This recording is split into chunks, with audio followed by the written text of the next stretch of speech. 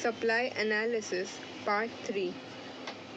Figure 4.5, which is supply of labors. In figure 4.5, supply of labor, which is hours of work, is shown on x-axis and wage rate per hour is shown on the y-axis. The curve SAS represents backward bending supply curve of labor.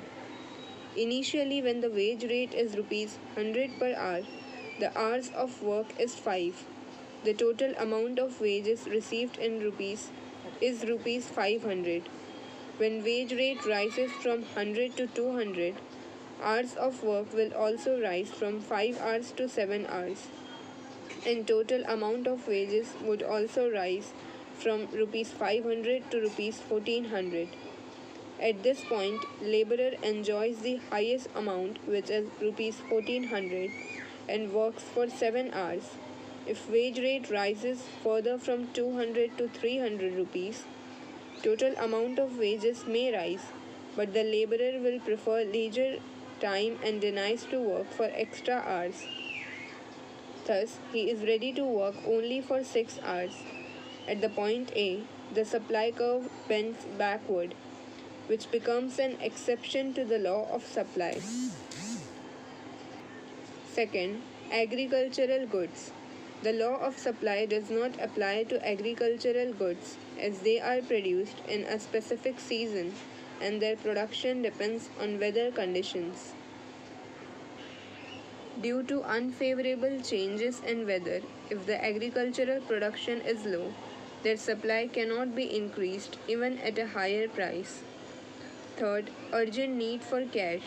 If the seller is in urgent need for hard cash, he may sell his product at which may even be below the market price.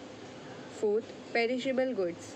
In case of perishable goods, the supplier would offer to sell more quantities at lower prices to avoid losses. For examples, vegetables, eggs, etc. Fifth, rare goods. The supply of rare goods cannot be increased or decreased according to its demand. Even if the price rises, supply remains unchanged. For example, rare paintings, old coins, antique goods, etc. Variations in supply. When quantity supplied of a commodity varies due to change in its price, other factors remaining constant, it is known as variations in supply. There are two types of variations in supply. First, expansion of supply. Expansion of supply refers to a rise in the quantity supplied due to a rise in the price of a commodity. Other factors remaining constant.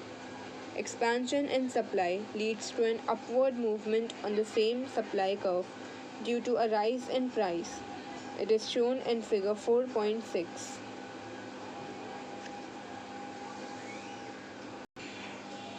In figure 4.6, quantity supplied is shown on the x-axis and price on the y-axis. Quantity supplied rises from OQ to OQ1 with a rise in price from OP to OP1, resulting in an upward movement from M to N along the same supply curve SS. It is known as expansion of supply. Second, contraction of supply. Contraction of supply refers to a fall in the quantity supplied due to fall in the price of a commodity, other factors remaining constant. In case of contraction of supply, there is a downward movement on the same supply curve. It is shown in figure 4.7.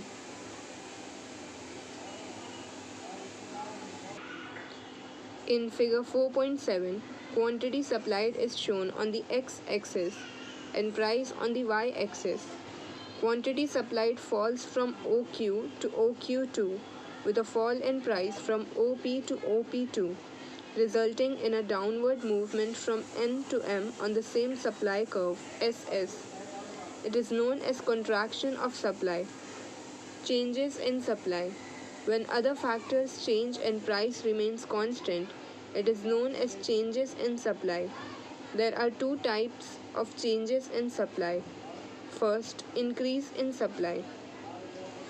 Increase in supply refers to rise in the supply of a given commodity due to favorable changes in other factors such as fall in price of inputs, fall in tax rates, technological upgradation, etc. While price remains constant, the supply curve shifts to the right of the original supply curve. It is shown in figure 4.8.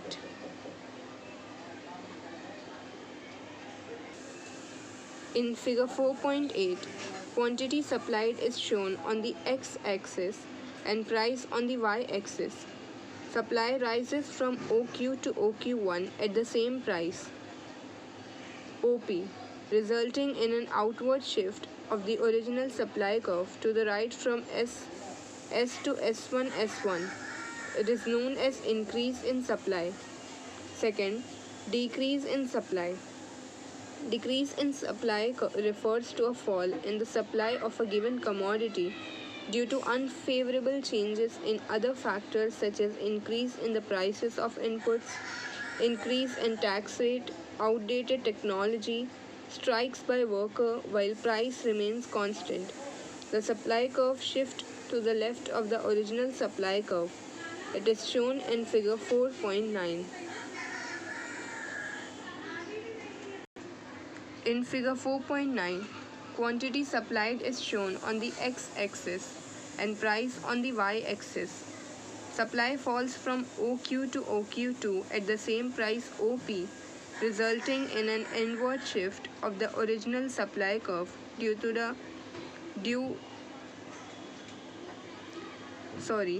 resulting in an inward shift of the original supply curve to the left from SS to S2 S2. It is known as decrease in supply.